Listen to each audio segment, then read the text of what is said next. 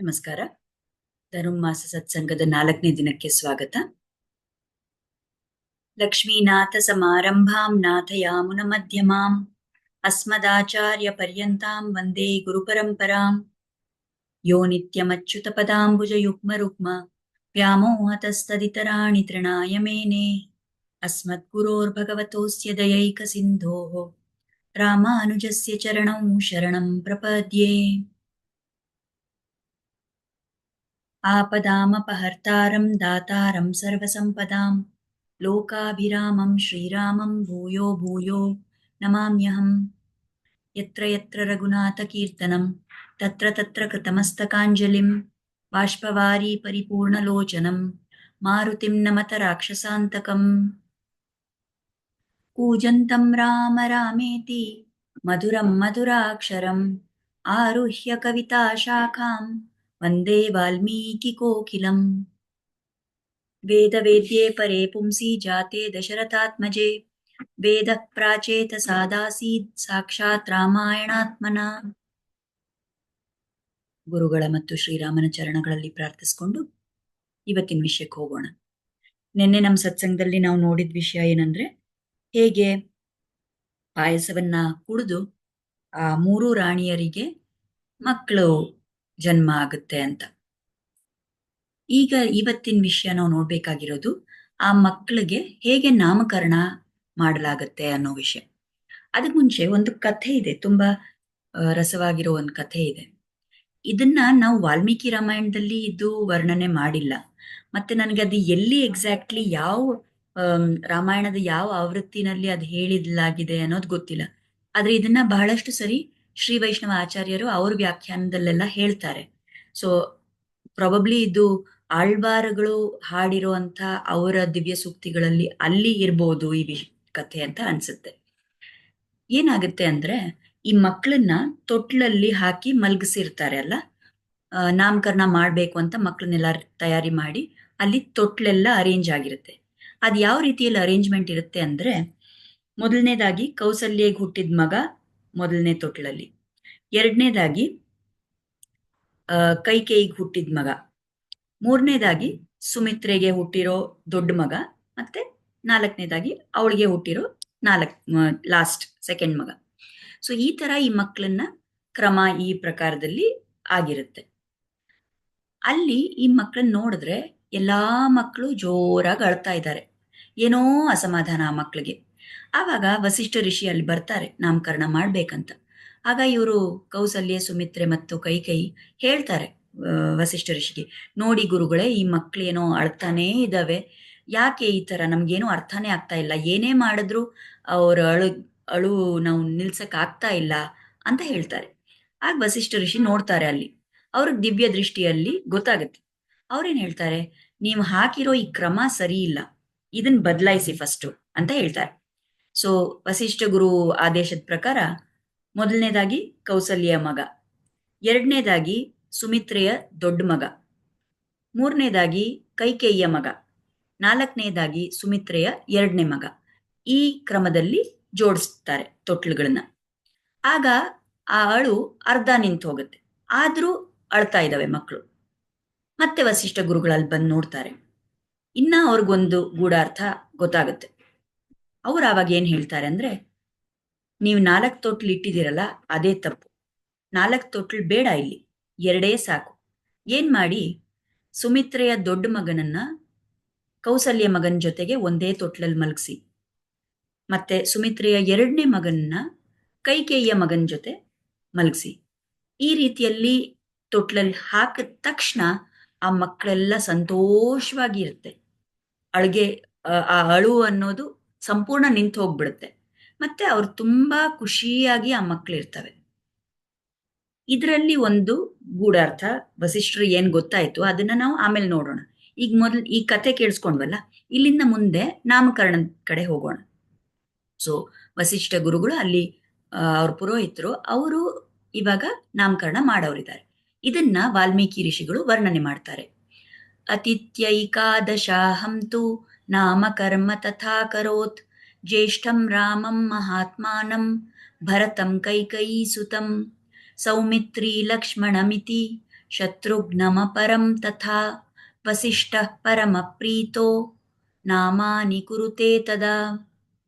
So 11 ದಿನ ಆಗಿದೆ ಆ ಮಕ್ಕಳು ಹುಟ್ಟಿ. ಆವತ್ತಿನ ದಿನ ಅವ್ರ ನಾಮಕರಣ ನಡೆಯುತ್ತೆ.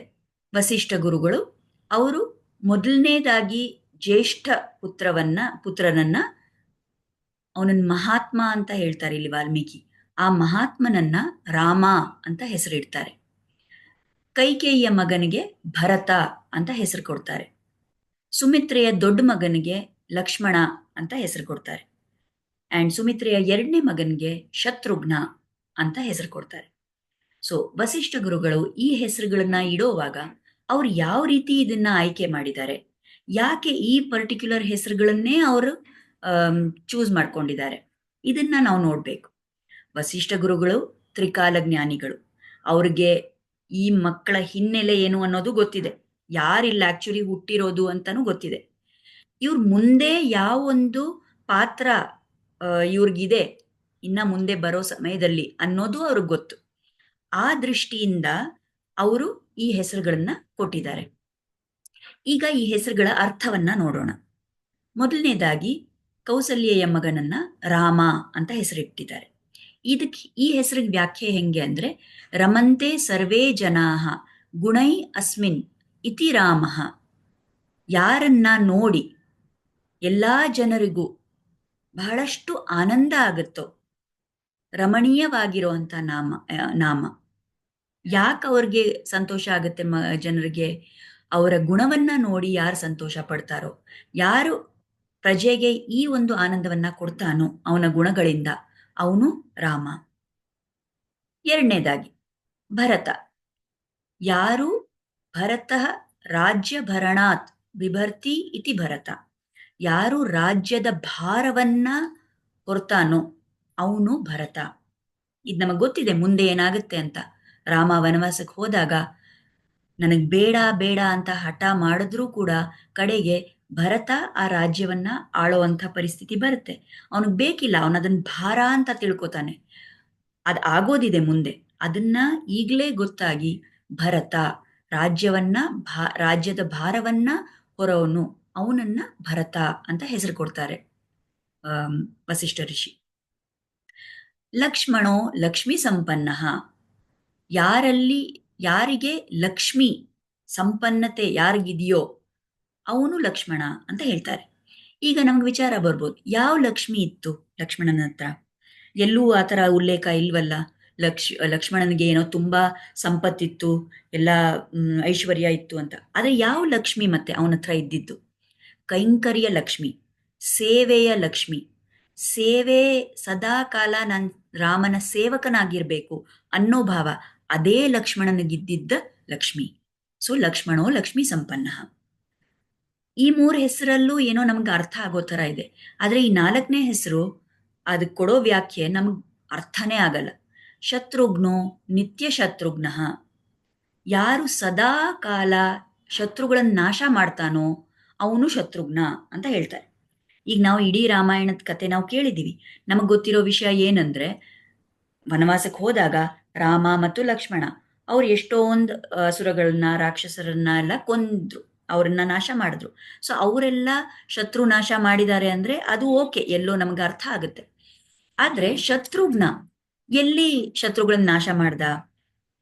ಕಡೆಯಲ್ಲಿ ರಾಮರ ರಾಜ್ಯ ನಡೀತಾ ಇರ್ಬೇಕಾದ್ರೆ, ರಾಮರಾಜ್ಯದ ಸಮಯದಲ್ಲಿ ಅಲ್ಲಿ ಮಧುವನ ಅನ್ನೋ ಜಾಗದಲ್ಲಿ ಲವಣಾಸುರ ಅಂತ ಒಂದು ಅಸುರ ಇದ್ದ. ಅವನನ್ನ ಮಾತ್ರ ಹೋಗಿ ಶತ್ರುಘ್ನ ಯುದ್ಧ ಮಾಡಿ ಅವನನ್ನ ನಾಶ ಮಾಡಿದ. ಆ ಒಂದು ಉದಾಹರಣೆ ಬಿಟ್ರೆ ಇನ್ ಎಲ್ಲೂ ಶತ್ರುಘ್ನ ಯಾವ ಯುದ್ಧದಲ್ಲೂ ಅವನ್ ಪಾಲ್ಗೊಂಡಿಲ್ಲ. ಮತ್ ಯಾಕೆ ಶತ್ರುಘ್ನ ನಿತ್ಯ ಶತ್ರುಘ್ನ ಅಂತ ಹೇಳ್ತಾರೆ? ಇದನ್ನ ಅರ್ಥ ಮಾಡ್ಕೊಳಕ್ಕೆ ನಾವು ಪುನಃ ನಾವು ನೋಡಿದ ಕಥೆ ಕಡೆ ಹೋಗೋಣ.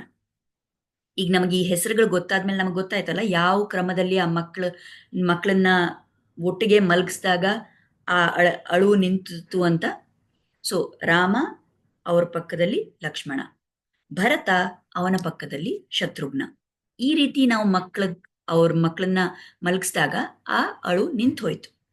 ನೆನ್ನೆನೆ ನಾವು ಒಂದು ವಿಷಯ ನೋಡಿದ್ವಿ. ಸುಮಿತ್ರೆ ಆ ಪಾಯಸವನ್ನ ಕುಡಿಯಕ್ ಮುಂಚೆ ಅವಳ ಕೈಯಲ್ಲಿ 2 ಆ ಪಾಯಸದ ಭಾಗ ಇಟ್ಕೊಂಡು ಅವಳು ಪ್ರಾರ್ಥನೆ ಮಾಡ್ಕೊಂಡಿದ್ಲು ಅಂತ ಹೇಳಿದ್ದೆ. ಏನ್ ಅವಳು ಪ್ರಾರ್ಥನೆ ಮಾಡಿದ್ದು? ಕೌಸಲ್ಯಗೆ ಸ್ವತಃ ಶ್ರೀಮನ್ನಾರಾಯಣ ಹುಟ್ಟವರಿದ್ದಾರೆ. ಆ ಭಗವಾನ್ಗೆ, ಆ ದೇವರಿಗೆ ನಾವು ನನ್ನ ಒಂದು ಮಗ ಸೇವಕನಾಗಿರ್ಬೇಕು. ಅದಕ್ಕಾಗಿ ಲಕ್ಷ್ಮಣ. ಇನ್ನೊಬ್ಬ ಕೈಕೇಯಿಯ ಮಗ ಭರತ, ಅವನು ಭಗವದ್ ಭಕ್ತನಾಗಿರ್ತಾನೆ. ಅವನ ಸೇವೆ ಮಾಡೋದಕ್ಕೆ ನಂಗೆ ಇನ್ನೊಂದು ಮಗು ಬೇಕು. ಸೊ ಅವನು ಶತ್ರುಘ್ನ. ಸೊ ರಾಮ, ಲಕ್ಷ್ಮಣ, ಭರತ, ಶತ್ರುಘ್ನ, ಈ ರೀತಿಯಲ್ಲಿ. ಈಗ 4 ಮಕ್ಕಳಲ್ಲಿ ಬಹಳಷ್ಟು ಆತ್ಮೀಯತೆ ಇತ್ತು. ಆದ್ರೂ ನೋಡಿದ್ರೆ ಸ್ಪೆಷಲ್ ಆಗಿ ಲಕ್ಷ್ಮಣನಿಗೆ ರಾಮನ ಮೇಲೆ ಅತಿಯಾದ ಪ್ರೀತಿ, ಸೇವಾಭಾವ. ಅದೇ ರೀತಿಯಲ್ಲಿ ಶತ್ರುಘ್ನನಿಗೆ ಭರತನ ಮೇಲೆ ಅತ್ಯಂತ ಪ್ರೀತಿ ಮತ್ತು ಸೇವಾಭಾವ. ಸೊ ಶತ್ರುಘ್ನ, ಇಲ್ಲಿ ನಾವು ಇವಾಗ ವಾಪಸ್ ಬರೋಣ ಈ ಪಾಯಿಂಟ್ಗೆ. ಯಾವ ಶತ್ರುಘ್ನ ವಿನಾಶ ಮಾಡ್ದ? ಮೊದಲನೇದಾಗಿ ನಮ್ಮ ಒಳಗೆ ಇರುವಂಥ ಷಡ್ರಿಪುಗಳು, ಷಡ್ವೈರಿಗಳು ಅಂತ ಹೇಳ್ತೀವಿ. ಕಾಮ, ಕ್ರೋಧ, ಲೋಭ, ಮೋಹ, ಮದ, ಮಾತ್ಸರ್ಯ, ಈ ವೈರಿಗಳನ್ನ, ಈ ಶತ್ರುಗಳನ್ನ ನಾಶ ಮಾಡಿದ್ದ ಶತ್ರುಘ್ನ. ಯಾಕೆ ಈ ತರ ಹೇಳ್ತಾರೆ? ಇನ್ನೊಂದು ವಿಷಯ ಹೇಳ್ತಾರೆ ಆಚಾರ್ಯರುಗಳಲ್ಲಿ. ಎಲ್ರಿಗೂ ಭಗವಂತನಲ್ಲಿ ಭಕ್ತಿ ಬರೋದು ತುಂಬಾ ಸುಲಭ. ಯಾಕೆಂದ್ರೆ ಭಗವಂತನಲ್ಲಿ ಅಷ್ಟು ದಿವ್ಯ ಗುಣಗಳಿವೆ. ನಮಗ್ ನ್ಯಾಚುರಲ್ ಆಗಿ, ಸ್ವಾಭಾವಿಕವಾಗಿ ನಮ್ಮ ಒಳಗಿಂದ ಆ ಭಕ್ತಿ ಅನ್ನೋದು ಉಕ್ಕಿ ಬರುತ್ತೆ. ಮತ್ ಅವ್ರಿಗೆ ಸೇವೆ ಮಾಡೋದು, ಅವ್ರ ದಾಸನಾಗಿದ್ದೀನಿ ಅಂತ ಅನ್ಕೊಳ್ಳೋದು ಅದ್ರಲ್ಲೇನ್ ಕಷ್ಟ ಇಲ್ಲ. ಆದ್ರೆ ಭಗವಂತನ ಭಕ್ತ ಒಬ್ಬ ಇದ್ದಾನೆ, ಅಂಥ ವ್ಯಕ್ತಿ ನೋಡಿದಾಗ ನಮ್ಗೇನ್ ಅನ್ಸುತ್ತೆ? ಇವರು ನಮ್ ತರ ಮನುಷ್ಯರೇ ಅಲ್ವಾ, ಇವರಲ್ಲೂ ಎಷ್ಟೊಂದು ಗುಣ ದೋಷ ಎಲ್ಲ ಇದೆ, ಮತ್ ಅವ್ರೇನ್ ಸ್ಪೆಷಲ್ಲು, ನಾನ್ ಹೆಂಗ್ ಅವ್ರಿಗೆ ಸೇವೆ ಮಾಡೋದು? ಸೊ ಅಲ್ಲಿ ನಮ್ಮ ಅಹಂಕಾರ ತಲೆ ಎತ್ತುತ್ತೆ. ಆವಾಗ ನಮ್ಗೆ ಇವ್ರೇನ್ ಇವ್ರೇನ್ ಸ್ಪೆಷಲ್ಲು ಅಂತ ಒಂದು ಭಾವ ಬರೋದು ತುಂಬಾ ಸಹಜ. ಅದು ಶತ್ರು. ಆ ಶತ್ರುವನ್ನ ನಾಶ ಮಾಡಿದ್ದ ಶತ್ರುಘ್ನನಿಗೆ ಯಾವ ರೀತಿ ಲಕ್ಷ್ಮಣನಿಗೆ ರಾಮನಲ್ಲಿ ಅಷ್ಟು ಅತ್ಯಂತ ಭಕ್ತಿ ಇತ್ತೋ, ಅದೇ ರೀತಿಯಲ್ಲಿ ಶತ್ರುಘ್ನನಿಗೆ ಭಕ್ತಿ ಇದ್ದಿದ್ದು ಭರತನಲ್ಲಿ. ದೇವರ ಭಕ್ತಿಗಿಂತ ದೇವರ ಭಕ್ತನ ಭಕ್ತಿ ಮಾಡೋದು ತುಂಬಾ ಕಷ್ಟ ಇದೆ. ಆ ಒಂದು ಭಗವತ್ ಭಕ್ತಿ ಅನ್ನೋದನ್ನೂ ಕಮ್ಮಿ ಮಾಡಿ ಭಾಗವತ ಭಕ್ತಿಯನ್ನ, ಭಕ್ತ ಭಕ್ತಿಯನ್ನ ಶತ್ರುಘ್ನ ಮಾಡಿದ್ದ. ಅದಕ್ಕೆ ಅವನಿಗೆ ನಿತ್ಯ ಶತ್ರುಘ್ನ ಅಂತ ಹೆಸರಿಟ್ಟಿದ್ದು ವಸಿಷ್ಠ ಋಷಿ. ಈಗ ಇದರಿಂದ ನಾವೇನ್ ಕಲಿಬಹುದು? ಇಲ್ಲಿ ನಾವು ನೋಡ್ಬೇಕಂದ್ರೆ, ಕುಲಶೇಖರ ಆಳ್ವಾರ್ ಅನ್ನೋ ಒಬ್ರು ಆಳ್ವಾರ್, ಅವರು ಮುಕುಂದ ಮಾಲಾ ಅಂತ ಒಂದು ಸ್ತೋತ್ರವನ್ನ ರಚನೆ ಮಾಡಿದ್ರು. ಅದ್ರಲ್ಲಿ ಅವ್ರು ಒಂದು ಶ್ಲೋಕ ಹೇಳಿ, ಅವರು ಬಹಳಷ್ಟು ವಿಷಯಗಳನ್ನ ಹೇಳ್ತಾರೆ, ಹೇಗ್ ಭಕ್ತಿ ಇರಬೇಕು ಅಂತ ಎಲ್ಲ. ಅಲ್ಲಿ ಹೇಳ್ತಾ ಹೇಳ್ತಾ ಅವ್ರು ಮುಂದೆ ಬಂದಾಗ ಏನ್ ಹೇಳ್ತಾರೆ 27ನೇ ಶ್ಲೋಕದಲ್ಲಿ ಅಂದ್ರೆ, ಮಜ್ಜನ್ಮನಃ ಫಲಮಿದಂ ಮಧುಕೈಟಬಾರೆ ಮತ್ಪ್ರಾರ್ಥನೀಯ ಮದನುಗ್ರಹ ಏಷ ಏವ ತ್ವದ್ಭೃತ್ಯ ಭೃತ್ಯ ಪರಿಚಾರಕ ಭೃತ್ಯಸ್ಯ ಭೃತ್ಯ ಇತಿ ಮಾಂ ಸ್ಮರ ಲೋಕನಾಥ. ಸೊ ಅವ್ರು ಭಗವಂತನ ಹತ್ರ ಮಾತಾಡ್ತಾ ಇದ್ದಾರೆ, ಕೃಷ್ಣನ ಹತ್ರ ಮಾತಾಡ್ಕೊಂಡು ಅವ್ರು ಹೇಳ್ತಾರೆ, ಓ ಮಧು ಕೈಟಭಗಳನ್ನ ನಾಶ ಮಾಡಿರೋ ಭಗವಂತನೇ.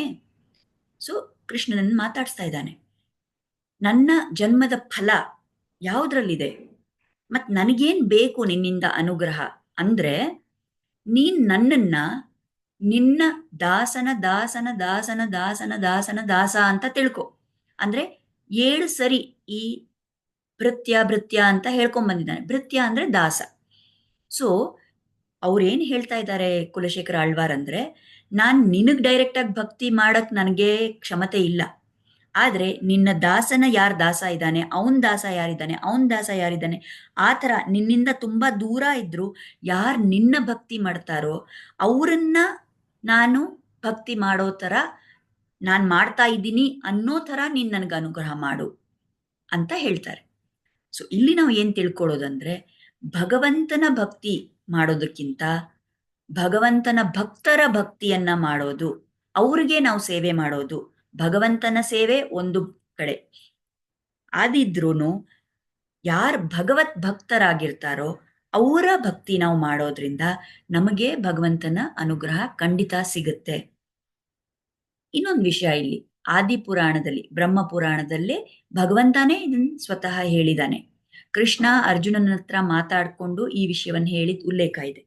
ಅಲ್ಲಿ ಭಗವಂತ ಏನ್ ಹೇಳ್ತಾರೆ, ಶ್ರೀಕೃಷ್ಣ ಪರಮಾತ್ಮ ಏನ್ ಹೇಳ್ತಾರೆ ಅಂದ್ರೆ, ಯೇ ಮೇ ಭಕ್ತ ಜನಾ ಪಾರ್ಥ ನ ಮೇ ಭಕ್ತಾಶ್ಚ ತೇ ಜನಾಃ ಮದ್ಭಕ್ತಾನಾಂ ಚ ಯೇ ಭಕ್ತಾಸ್ತೆ ಮೇ ಭಕ್ತ ತಮಾಮತಾಃ. ಓ ಅರ್ಜುನ, ಯಾರು ನನ್ನ ಭಕ್ತರೋ ಅವ್ರು ಆಕ್ಚುಲಿ ನನ್ನ ಭಕ್ತರಲ್ಲ. ಯಾರು ನನ್ನ ಭಕ್ತರ ಭಕ್ತರೋ ಅವರನ್ನ ನಾನು ಉತ್ತಮವಾದ ನನ್ನ ಭಕ್ತರಂತ ಅನ್ಸ್ಕೋತೀನಿ. ಸೊ ಇದ್ರಲ್ಲಿ ನಮ್ಗೇನ್ ಅರ್ಥ ಆಗುತ್ತೆ ಅಂದ್ರೆ, ಭಗವಂತನ ಭಕ್ತಿ ನಮಗ್ ಮಾಡೋದು ತುಂಬಾ ಸುಲಭ. ಯಾಕಂದ್ರೆ ಭಗವಂತನಲ್ಲೆಲ್ಲ ದಿವ್ಯ ಗುಣಗಳಿವೆ. ಆ ಭಕ್ತಿ ನಮಗ್ ಸಹಜವಾಗಿ ಬರುತ್ತೆ. ಆದ್ರೆ ಯಾರು ಭಕ್ತರಿದ್ದಾರೆ, ಭಗವಂತನ ಭಕ್ತರು ಯಾರಿದ್ದಾರೆ, ಭಾಗವತರು ಯಾರಿದ್ದಾರೆ, ನಮ್ ತರಾನೇ ಇದಾರಲ್ಲ ಇವರು, ಈ ವ್ಯಕ್ತಿಗಳು, ಅವರಲ್ಲಿ ಏನ್ ಸ್ಪೆಷಲ್ಲು ಅಂತ ನಮಗನ್ಸುತ್ತೆ. ನಮ್ಮ ಅಹಂಕಾರದಿಂದ ನಮಗೆ ಇವ್ರಿಗೆ ನಾವು ಏನ್ ಸೇವೆ ಮಾಡೋದು, ಭಗವಂತನ ಸೇವೆ ಮಾಡಕ್ ನಾನು ರೆಡಿ ಇದ್ದೀನಿ, ಆದ್ರೆ ಸಾಮಾನ್ಯ ಮನುಷ್ಯರಿಗೆ ನಾನು ಯಾಕೆ ಸೇವೆ ಮಾಡಬೇಕು ಅಂತ ಅನ್ಕೋತೀವಿ. ಅದು ಇನ್ನೊಂದು ಏನಾಗುತ್ತೆ, ನಾವು ಸಾಮಾನ್ಯವಾಗಿ ಹೇಳೋದು, ಯಾರೋ ಒಬ್ಬ ವ್ಯಕ್ತಿ ಇದ್ದಾರೆ, ಅವರು ನಮ್ಮ ಪ್ರಕಾರ ಇವ್ರ ಭಕ್ತರ ಅಂತ ನಾವು ಕ್ವೆಶ್ಚನ್ ಮಾಡ್ತೀವಿ. ಅಂದ್ರೆ ಈಗ ನಮ್ಮ ಪ್ರಕಾರ ಯಾರೋ ಭಗವಂತನ ಭಕ್ತರು ಅಂದ್ರೆ, ನಿಜವಾದ ಭಕ್ತರು ಅಂದ್ರೆ ಅವರಲ್ಲಿ ಎಲ್ಲಾ ಒಳ್ಳೆ ಗುಣಗಳಿರ್ಬೇಕು, ಅವರಲ್ಲೂ ಎಲ್ಲ ದೈವಿ ಗುಣಗಳಿರ್ಬೇಕು ಅಂತ ನಾವು ಅಪೇಕ್ಷೆ ಪಡ್ತೀವಿ. ಆದ್ರೆ ಅವರಲ್ಲೂ ಗುಣ ಇರುತ್ತೆ, ದೋಷನೂ ಇರುತ್ತೆ. ಆಗ ಅದನ್ನ ನೋಡಿದಾಗ ನಮ್ಗೆ ಏನ್ ಓ ಇವರಲ್ಲಿ ಇಷ್ಟೆಲ್ಲ ದೋಷ ಇದೆ, ಮತ್ತೆ ಇವ್ರ ಹೆಂಗ್ ಭಗವಂತನ ಭಕ್ತರು ಅಂತ ನಾವೇ ಒಂದು ಲೆಕ್ಕ ಹಾಕೊಂಡ್ಬಿಡ್ತೀವಿ ಅಲ್ಲಿ, ನಾವೇ ಒಂದು ಜಡ್ಜ್ಮೆಂಟ್ ಕೊಟ್ಬಿಡ್ತೀವಿ ಅಲ್ಲಿ, ಅಲ್ವಾ? ಸೊ ಆ ತರ ನಾವು ಮಾಡಿದಾಗ ನಾವು ಅವರನ್ನ ಭಕ್ತ ಭಕ್ತ ಅಲ್ಲ ಅಂತ ನಾವು ಅವರನ್ನ ಎಲ್ಲೆಲ್ಲೋ ಕ್ಯಾಟಗರೈಸ್ ಮಾಡ್ತೀವಿ. ಆದ್ರೆ ಭಗವಂತನೇ ಅದನ್ನ ಮಾಡಲ್ಲ. ಯಾರೇ ಅವನ್ ಮುಂದೆ ಬಂದು ಒಂದ್ ಹೂವ ಇಟ್ಟು, ಒಂದ್ ಸ್ವಲ್ಪ ನೀರ್ ಕೊಟ್ಟು, ಒಂದ್ ತೀರ್ಥ ಕೊಟ್ಟು, ಏನೋ ಒಂದ್ ಮಾಡಿದ್ರೆ ಅವರು ಅದನ್ನ ಸ್ವೀಕರಿಸ್ತಾರೆ. ಭಗವಂತನೇ ಭೇದ ಭಾವ ನೋಡಲ್ಲ, ಇವ್ರು ನನ್ನ ಭಕ್ತರು ಇವ್ರ ಭಕ್ತರಲ್ಲ ಅಂತ. ಆ ಸಮಯದಲ್ಲಿ ನಾವ್ ಯಾರು ಅಲ್ಲಿ ಹೋಗಿ ಆ ಭೇದ ಭಾವ ನೋಡಕ್ಕೆ? ಮತ್ ನಮಗ್ ಗೊತ್ತಿಲ್ಲ. ಈಗ ಈ ಪ್ರೆಸೆಂಟ್ ಸಿಚುವೇಶನ್ ಅಲ್ಲಿ ನಮ್ ಕಣ್ಣಿಗೆ ಅವ್ರ ಭಕ್ತರಂತ ಕಾಣದೇ ಇರ್ಬೋದು. ಆದ್ರೆ ನಮಗೇನ್ ಗೊತ್ತು ಅವ್ರು ಮುಂಚೆ ಯಾವ ಭಕ್ತಿ ಮಾಡಿದ್ದಾರೆ ಅಂತ? ಯಾವುದೋ ಜನ್ಮದಲ್ಲಿ ಅವ್ರ ಭಕ್ತರಾಗಿದ್ದಿರ್ಬೋದು, ಇನ್ನ ಮುಂದೆ ಬರೋ ಸಮಯದಲ್ಲೂ ಅವ್ರ ಭಕ್ತರಾಗ್ಬೋದು. So who are we to judge ಅನ್ನೋ ಭಾವ ನಮ್ಮಲ್ಲಿರ್ಬೇಕು. ಸೊ ಯಾರೇ ಒಬ್ರು ನಾವು ಭಗವಂತನ ಭಕ್ತಿ ಮಾಡೋದಕ್ಕಿಂತ ಹೆಚ್ಚು ಯಾವುದು ಭಗವಂತನ ಪ್ರೀತಿ ಕೊಡುತ್ತೆ, ಅವರ ಭಕ್ತರ ಭಕ್ತಿಯನ್ನ ನಾವು ಮಾಡಿದಾಗ, ಸೊ ಇದನ್ನ ನಾವು ಕಲಿಬೇಕು. ಈ ವಿಷಯವನ್ನ ನಾವು ಮನಸ್ಸಲ್ಲಿಟ್ಕೊಂಡು ಯಾರು ಭಗವಂತನ ಭಕ್ತರಿದ್ದಾರೋ, ಯಾರು ಭಾಗವತರಿದ್ದಾರೋ ಅವ್ರಿಗೆ ನಾವು ಆದಷ್ಟು ಪ್ರಯತ್ನ ಪಟ್ಟು ಸೇವೆಯನ್ನ ಮಾಡೋದಕ್ಕೆ ಪ್ರಯತ್ನ ಮಾಡಬೇಕು.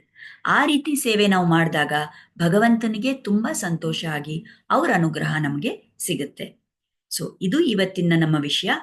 ಮುಂದೆ ನಾಳೆ ಸತ್ಸಂಗದಲ್ಲಿ ಇನ್ನ ಎಷ್ಟೊಂದು ವಿಷಯಗಳಿವೆ. ಹೇಗೆ ವಿಶ್ವಾಮಿತ್ರ ಋಷಿ ಬರ್ತಾರೆ, ಮತ್ತು ಅವ್ರು ಏನ್ ಕೇಳ್ತಾರೆ ದಶರಥ ಮಹಾರಾಜರಿಂದ ಅಂತ, ಅದನ್ನೆಲ್ಲ ನಾಳೆ ನೋಡೋಣ. ಈಗ ಕೃತಜ್ಞತೆಯನ್ನ ಸಲ್ಲಿಸೋಣ. ಶ್ರೀರಾಮ ಮತ್ತು ಗುರುಗಳು ನಮ್ಗೆ ಈ ಅವಕಾಶ ಕೊಟ್ಟಿದ್ದಕ್ಕೆ ಅವ್ರ ಚರಣಗಳಲ್ಲಿ ಕೃತಜ್ಞತೆಯನ್ನ ಸಲ್ಲಿಸಿ ಅವರ ಆಶೀರ್ವಾದ ನಮ್ಮ ಮೇಲೆ ಇರ್ಲಿ ಅಂತ ಪ್ರಾರ್ಥನೆ ಮಾಡೋಣ. ನಮಸ್ಕಾರ. Thank you.